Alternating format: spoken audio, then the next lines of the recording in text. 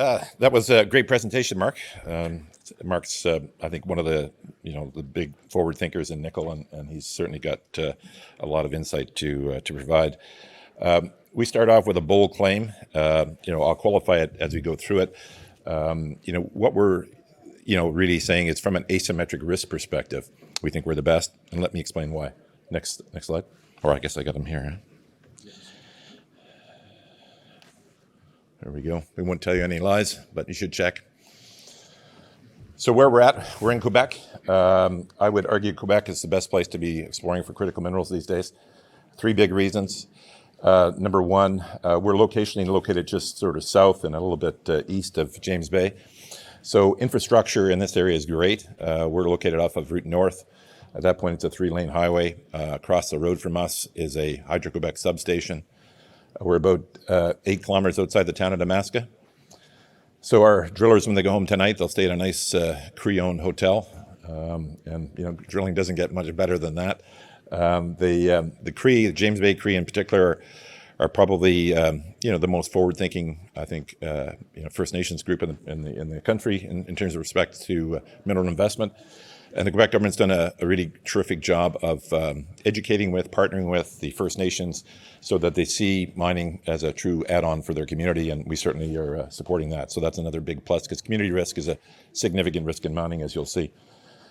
The third, and probably the biggest reason why Quebec is such a sensational place to do business is that there's just tremendous fiscal terms. So explorationally, we've done a series of these over the years, but basically, our most recent raise, we did it in January. Stock is around price of it is today. We did it was around 23 cents or so, and we did the raise at 50 cents.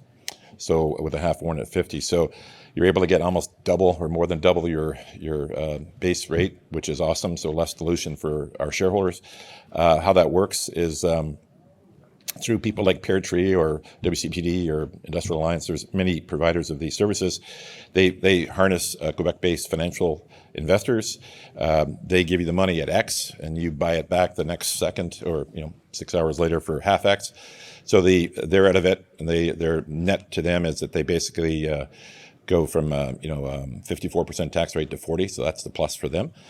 For the investor, the end-use investor, which is better than follow-through because you're getting it into firm hands right out of the gate, they put up X, and 2X is working for them, so that's why that works so well. So that's the exploration side of the finance, but it also gets better. The development side of the finance has got some amazing incentives in Quebec as well. Federally, obviously, the 30% tax credit is available there for people that develop and equip mines. And then the Quebec province tops it up by another 25%. So, you can, I know people that are well advanced in the development stage, and they're saying that's about 46% of their CapEx for building a mine. So that's a pretty phenomenal number. So this is where we start to make the case of why, from an asymmetric perspective, we think we're the best. When I talk about, nickel environment, I'm talking about undeveloped nickel sulfides around the world that have a greater than 1% nickel EQ. I included Magna in there, even though obviously they're not there from a 43101 basis, but their recent discovery suggests that maybe they're onto something new. So I put them in. If you look at this table across the board, you'll see that, relatively speaking, in terms of pounds of nickel in the ground relative to market cap, we're the cheapest. And I'd argue that we're in the best location and probably have significantly more upside. So we'll walk you through that case as we go forward. One of the things we've done that's quite different is we've worked early on with industry. So there's a company called CVMR, and they have about 18 nickel refineries around the world. And they're building another 3, a couple in Africa, several $1 billion in development. They're a privately owned company. Saudi group owns them. Very well financed, like 4,500 type of employees. Among things you might recognize them for is if you had a US $100 bill in your pocket, it was made on a nickel plate that these guys made using their nanopowders. The major research institutions that have these multi-million dollar 5/9 nickel tubes made by CVMR. So they're one of the top technical nickel producers in the world. So nickel powders is what they produce. Interesting thing from a pricing perspective is they're getting $80,000 a ton for nickel powder. You guys know what the price of LME nickel is right now. So the significant benefit to getting to that end of the market. I mean, this is my first nickel deal, so I don't have Mark's years of experience. But what I've learned is you really want to be in the refining business as opposed to the mining business. Now, you can't get there as a little guy unless you partner. So for us, working with CVMAR, and they're paying for a full feasibility on it right now, and the first results on that will be a benchmark study that'll be out in the next couple of weeks. And one of the things you'll find from that benchmark study is that our recovery rate when you go through the condensate process is around 70% of nickel, and 55% of copper, 65% of the other materials. With CVMAR, you're looking more like 90%. So it's a really significant, gain in resource in terms of recoveries. The other thing that's important from a CVMAR process is our deposit is an ultramafic. It's associated with iron. So about 12% of our ore body is iron. That's a waste product in the condensate process. But with CVMAR, that'll be a paying product of nickel powders. So we see, for our internal numbers, that we'll get 2.5 to 3 times LME through this process. So obviously, it's a really big plus for us if we can prove this feasibility study out. It, of course, starts with a deposit. You got to have one, and hopefully it needs to be big. So we started off with, right now, we posted this in December, about 7.2 million tons of about 1.13% nickel EQ. Two things. One, about 70% of that is indicated, which is quite high. Usually at these stages, usually reversed, and 30% is inferred. The inferred is, better grade, and that's what you'll find. It's basically getting better at depth, which is not unusual for nickel. We just posted these results, and again, for the 6 holes hit, we've added more resource to this story.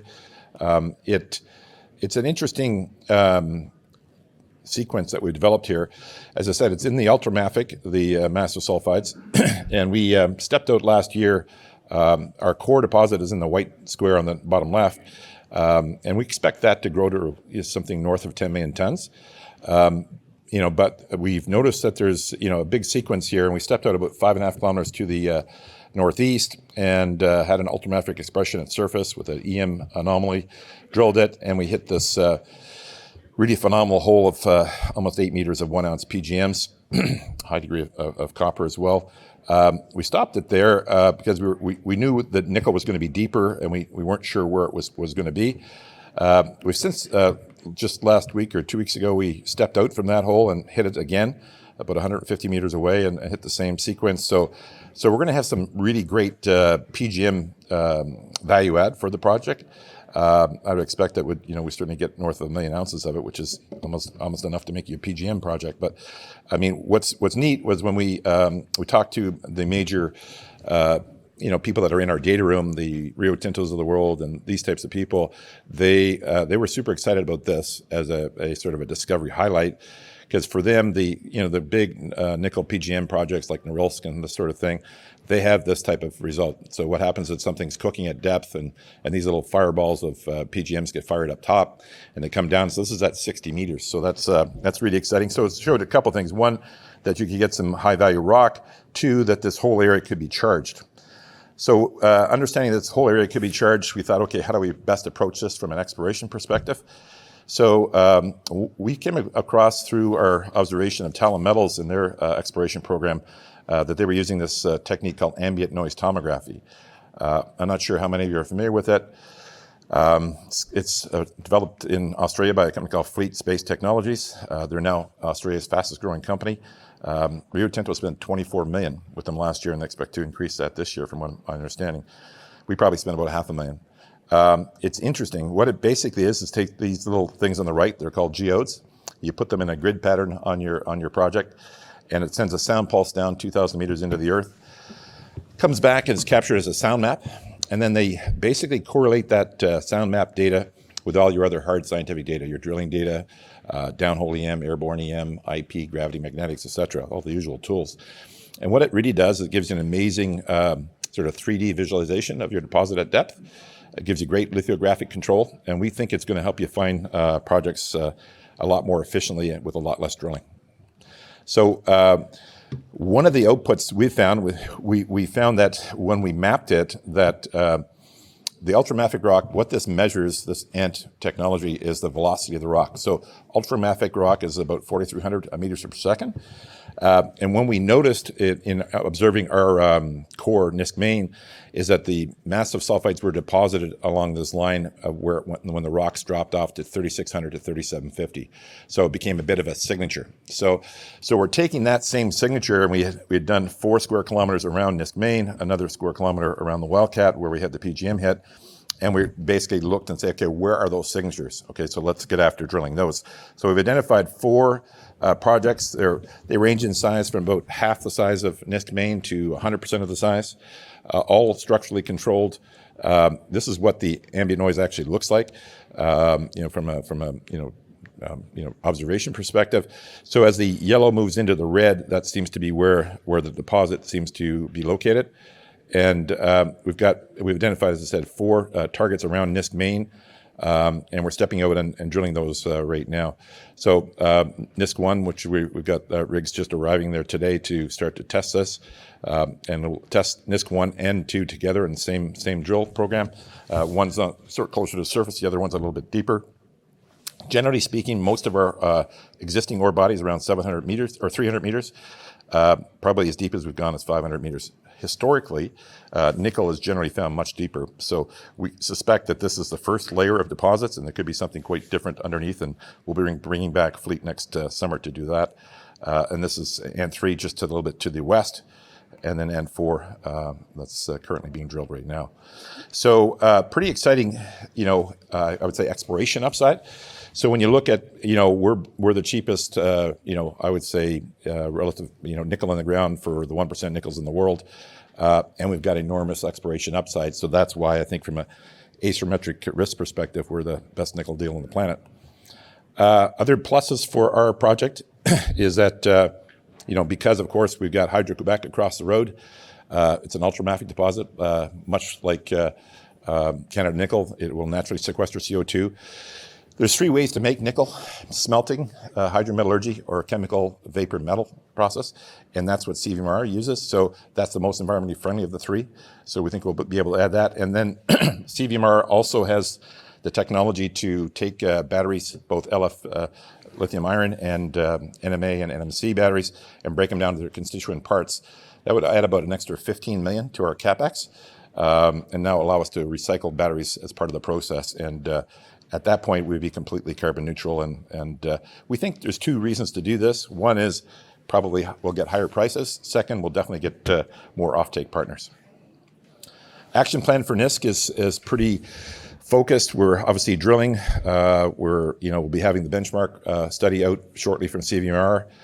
We'll start to hopefully get some results on the ambient noise tests, through the first 2 quarters. We just delivered the ore for CVMR to step the next phase of the feasibility study, which is the prototype, which we'd expect to get back in mid-May, and then followed by the feasibility in Q3. Basically, we'll be having drill results every, I would say, 4 weeks or so over this course of time from January to August, and would probably update our 43-101 in Q4. So pretty focused package on Nisk. Some other small points to remember in terms of what we might be doing. We're getting to the end of our selling our royalty process, so that could add another $3 to $5 million for us in terms of non-dilutive cash. The team is very lean. Operationally, we've worked a lot with a company called GeoVector to execute our exploration and science programs under the oversight of Ken Williamson. That's worked out very well for us. From a balance sheet perspective, we've raised some money. Obviously, going forward, all junior miners need to raise money, so there'll be capital raises in our future. The key shareholders, generally speaking, have been the big shareholders right now. So I personally, myself and my family, have been the biggest investors for the last 24 months. So I've gone from under 10% to almost 20%. I guess we like our cooking. We're prepared to eat it. And we've been pounding the table, telling other people to eat it, but with relatively minimal success. But that's the nature of the market. But just wrapping it up, we think we've got an amazing nickel sulfide discovery. We're trading at a deep discount to our peer group. We think industry has shown a big interest in the Power Nickel story. And obviously CMER is doing the feasibility study, but we've got pretty much the who's who in our data room. We'll have heavy news flow between here and the end of the year. Obviously, pretty significant drill program going on. testing these ambient noise targets. We expect to announce some new pods. Generally, historically, every nickel sulfide mine in the history of the world has always been multiple pods. So right now we've got one, we'd expect to have others. It's polymetallic, which is great from a financing perspective. And then finally, we have a great copper gold package. We're spinning that out. We've announced that already. That'll be coming out in an offering circular and sort of about just after PDAC. And obviously we're based in Quebec, where you can get 2-for-1 exploration, 2-for-1 development. So there you go. That's the Power Nickel story, and happy to answer any questions you may have.